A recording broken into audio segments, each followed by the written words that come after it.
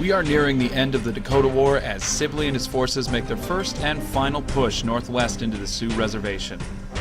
Sibley decided he would make his way to the Upper Sioux Agency, which had no doubt been pillaged and abandoned. His forces stayed out in the open. His superior long-range weaponry and artillery would prove to be advantageous on the open prairie. He camped on the south side of the Minnesota River in the reservation between the Yellow Medicine and Wood Lake rivers. Little Crow was waiting for them, and his forces were ready for an ambush. He had discussed a nighttime ambush, but there were too many Minnesotans awake and digging defenses. Instead, they would have to wait for the ambush upstream and wait for Sibley to move north so they could attack, while his forces were spread out and on the move. The Dakota plan was well thought out. They had about 700 warriors to Sibley's 1,600 soldiers. The Dakota warriors would use the tall grass of the prairie to get in close to the Minnesotan columns unseen so they could take over their ranged weapon advantage. They would let the lead troops pass them and wait to attack the supply train to isolate the artillery. Another group would attack from the ravine of the Wood Lake River to the south. A third group was to attack around the lake and hit the south flank, spreading Sibley's forces out in confusion. The fourth group was a hit team of 10 warriors who Little Crow personally assigned to kill Sibley. Taking out the ranking colonel would spell doom for the Minnesotan morale. With Sibley dead, Little Crow could possibly force Governor Ramsey into a deal in St. Paul. That is how it would have panned out. Unfortunately, fate got in the way of Little Crow's plans.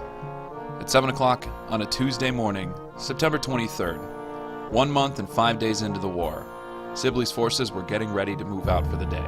As the volunteer militia and soldiers broke camp, a few wagon loads of soldiers from the 3rd Minnesota Regiment went into some local unharvested potato and cornfields looking for breakfast.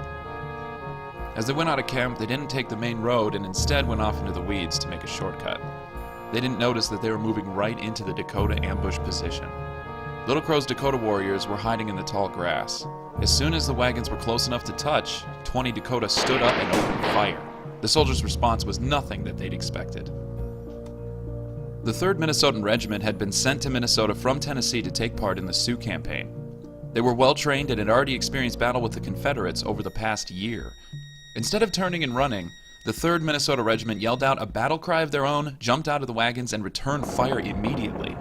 They fired and reloaded in ranks, so there was always someone firing. They moved in on enemy positions relentlessly as if they were thirsting for hand-to-hand combat. The rest of the 3rd Regiment back in Sibley's camp immediately got to their feet and ran to their brothers in arms without waiting for orders. The Dakota's original plan was to fight at arm's length and cut a much larger force to shreds. The plan was to shock and surprise. When the battle erupted at the ambush point, the rest of the Dakota decided to go for it anyway. Gunfire erupted around the camp, which was now on full alert. The 3rd Minnesota kept ducking, reloading, firing, and advancing. They were moving too far forward to risk being flanked and surrounded. A company of men called the Renville Rangers were the next to jump onto the scene. The Renville Rangers had originally been mustered as voluntary infantry to fight for the Civil War, and instead went up the Minnesota River to help relieve Fort Ridgely a month before. The Rangers helped spread the word to the 3rd Minnesota to pull back. By then, additional companies had reinforced the line and were pushing the Dakota north toward the Upper Sioux Agency. The Ravine team was making a push toward the camp when they ran straight into Sibley's artillery. 6 infantry companies fixed bayonets and scoured them from the ravine. The lake team had barely made it through the shallow water before they were fired on, and they retreated immediately. Sibley's hit team didn't make it anywhere near the camp.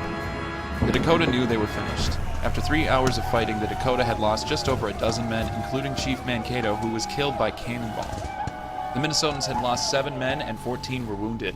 Because the Dakota's plans had been foiled, the battle was actually quite lackluster. There were few deaths on either side during those 3 hours of fighting, but the skirmish spelled doom for Dakotan morale.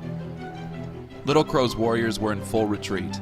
His more pacifist fellow chieftains were waiting for his return upstream. They wanted to end the war with the return of the hostages, Little Crow's only leverage against the whites. While Little Crow was preparing for his battle against Sibley downstream, the pacifist Dakota had built defenses around their peace lodge and their hostages. They were prepared to fight Little Crow to keep the hostages safe, if necessary. In full retreat, Little Crow had no interest in battle. He and his fellow warriors had no interest in the hostages and spread out into the Dakota territory with their families for parts unknown. Sibley was free to march forward into the heart of the Sioux Reservation where pacifist Dakota were ready to release the hostages.